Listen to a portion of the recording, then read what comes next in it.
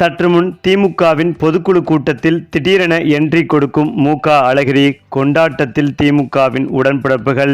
அதாவது திமுக பொதுக்குழு கூட்டம் முதல் முறையாக மதுரை மாவட்டத்தில் நடக்க உள்ளது.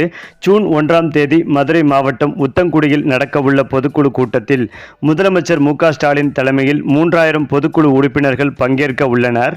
அந்த வகையில் அமைச்சர்கள், எம்பிக்கள், மாநில மற்றும் மாவட்ட அளவிலான நிர்வாகிகள், முக்கிய பிரமுகர்கள் என 10,000 பேர் இந்த நிகழ்ச்சியில் பங்கேற்கின்றனர். இதனால் மதுரையில் அமைச்சர் மூர்த்தி தலைமையில் பிரமாண்ட ஏற்பாடுகள் செய்யப்பட்டு வருகிறது. மேடையில் மட்டும் சுமார் 10 இருக்கைகள் போடும் வகையில் ஏற்பாடுகள் செய்யப்பட்டுள்ளது. மாவட்ட அளவிலான நிர்வாகிகளை அழைத்து வருவதற்கு பிரத்யேக ஏற்பாடுகள் செய்யப்பட்டுள்ளன. முதல் நாள் இரவே வரும் நிர்வாகிகள் பங்கேற்க மதுரையில் நட்சத்திர ஓட்டல்கள் புக் செய்யப்பட்டுள்ளன. மேலும் பொதுக்குழு கூட்டத்தில் பங்கேற்பதற்காக மே 31ஆம் தேதி மாலையே முதலமைச்சர் ஸ்டாலின் அவர்கள் மதுரை வருகிறார். மதுரை விமான நிலையம் வரும் அவருக்கு உற்சாக வரவேற்பு அளிப்பதோடு 20 கிலோமீட்டர் ரோடு ஷோ நடத்த திமுகவினர் திட்டமிட்டுள்ளனர். மதுரை விமான நிலையம் தொடங்கி Avaniyapuram, Jaihindpuram, Kalavasal bypass, Arappalayam, jail road show என்று ரோடு ஷோ நடக்க உள்ளது. இதனால் மதுரையின் முக்கிய சாலைகள் சீர் செய்யப்பட்டு புதியதாக அமைக்கப்பட்டும் வருகின்றன. இந்த நிலையில் மதுரையில் நடக்கும் திமுக பொதுக்குழு கூட்டத்தில் ஸ்டாலின் சகோதரான அழகிரி பங்கேற்க உள்ளதாக தகவல் வெளியாகி உள்ளது.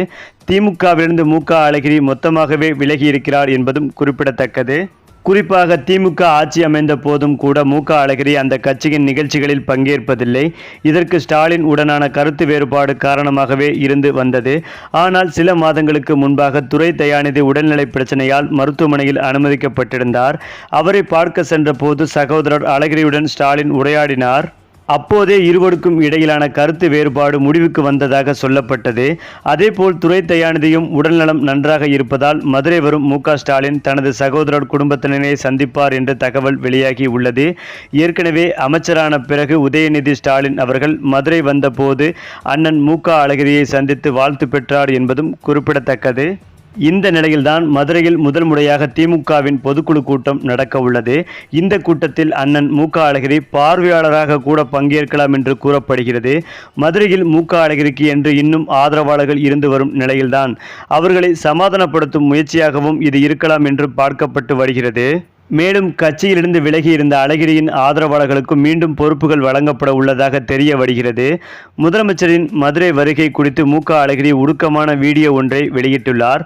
அதில் மதுரை முன்னாள் மேயர் முத்து திமுக வளர்ச்சிக்காக செய்த பணிகளை பாராட்டியவர் தம்பி முதலமைச்சர் ஸ்டாலின் ஆட்சியையும் வெகுவாக பாராட்டியுள்ளார்.